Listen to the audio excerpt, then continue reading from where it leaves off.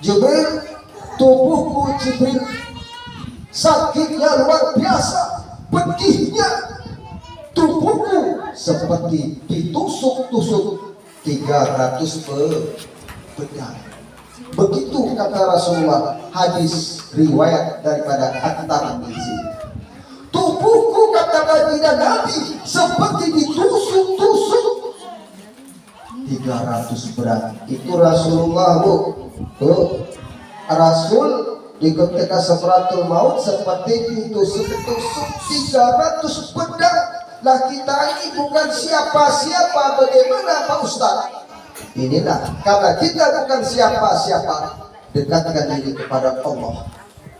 Insya Allah, apabila kita dekat dengan Allah, apabila kita cinta kepada Allah, insya Allah, Allah akan cinta sayang kepada kita. Insya Allah akan dimudahkan di ketika sakaratul maut seperti orang tidur. Amin. Juga Bu, dasarnya sakaratul maut juga dialami oleh Nabi Ibrahim alaihissalam. Di ketika Nabi Ibrahim alaihissalam, di ketika setelah sakaratul mautnya, Allah bertanya kepada Nabi Ibrahim, wahai kekasihku Ibrahim, wahai kekasihku Nabi Ibrahim, bagaimana rasanya sakaratul maut? Apa jawab Nabi daripada Nabi Ibrahim? Ya Rabb, tubuhku sangat sakit ya Rabb, pedihnya luar biasa, seperti diguliti kambing yang hidup-hidup.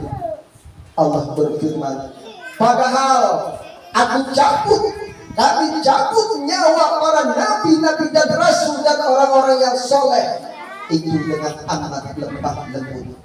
Itu dengan amat lemah lembut, tapi sakitnya luar biasa, seperti diguliti kambing hidup-hidup. Itulah dasarnya sakaratul maut. Bapak Ibu yang dimuliakan oleh Allah, juga dasarnya sakaratul maut sudah dialami oleh Nabi Idris. Pernah dengar nama Nabi Idris, Bu? Pernah dengar? Pernah jumpa? Gimana? Kalau mimpi. Bu, Nabi Idris alaihissalam pernah didatangi oleh malaikat Israel bertamu. Singkat kata saja, Nabi Israel datang ke tempat Nabi Idris, tapi permintaan Nabi Idris aneh. Apa kata Nabi Idris? Israel, cabut nyawaku. Nabi Israel, cabutlah nyawaku. Lantas engkau minta kepada Allah, engkau minta kepada Allah, engkau mohon kepada Allah, hidupkan diriku lagi. Ini malaikat Israel kebingungan. Orang takut mati, orang yang namanya mati menghindar. Tapi Nabi Idris begitu datang, malaikat Israel malah minta mati. Setelah dicabut nyawanya, kata Nabi Idris, minta mohon kepada Allah dihidupkan kembali. Maka dengan izin Allah, singkat kata, malaikat Israel dengan izin Allah mencabutlah nyawa Nabi Idris. Cabut nyawa, lantas dihidupkan kembali. Setelah hidup kembali, ditanya oleh malaikat Israel, wahai sahabatku Idris, bagaimana rasanya sakaratul maut? Wahai Israel, berat, dahsyat, pedih, sakitnya luar biasa. Tubuhku, kata Nabi Idris, tubuhku seperti hewan yang diguliti hidup-hidup. Bahkan 1000 kali sakitnya, bahkan 1000 kali sakitnya, seperti hewan yang diguliti hidup-hidup. Itu kata Nabi Idris, seperti diguliti hewan hidup-hidup, bahkan 1000 kali diguliti hewan hidup-hidup, kata Nabi Idris. Bapak Ibu yang dimuliakan oleh Allah, maka Al-Imam Ghazali, Bu, masih mendengar? Atau menghayal kayak mana kalau mati? pasti menghayali kayak masih muda aku mati, pasti suamiku kawin lagi. Betul. Kalau yang nenek-nenek lagu mati apa tuh masa kakek itu.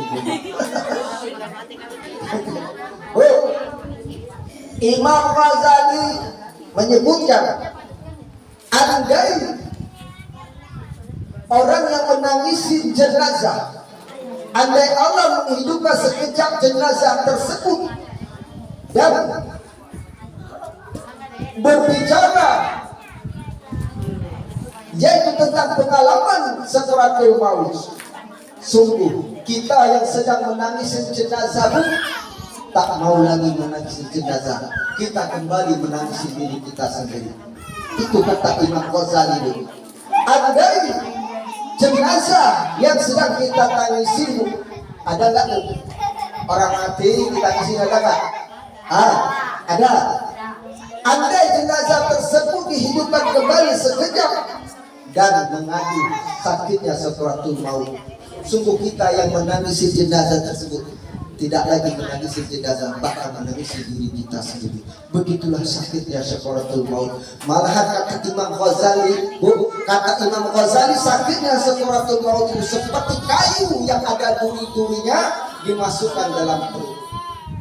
Begitulah sakitnya. Seperti kayu yang ada durinya dimasukkan dalam perut. Begitulah sakitnya sakaratul maut. Tunggu saja ini. Bapak Ibu yang dimuliakan oleh Allah Subhanahu wa taala, hidup kita ini jangan banyak bermain-main.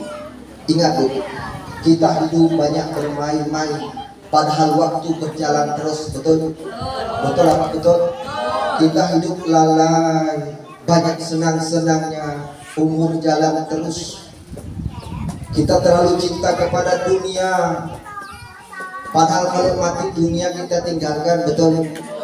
Kalau mati mobil kita bawa, rumah kita bawa, suami yang ganteng ikut, suami yang ganteng kawin lagi, dah pasti. Jangan kayak ganteng yang jelek kata ibu itu kawin lagi, apalagi yang ganteng. Hidup jangan banyak main dan lalai. Kita ini banyak lupa, banyak lalai, padahal malaikat maut tak pernah lupa dan lalai. Begitu sudah jatuh 40 hari kemudian menjelang mati seseorang, si fulan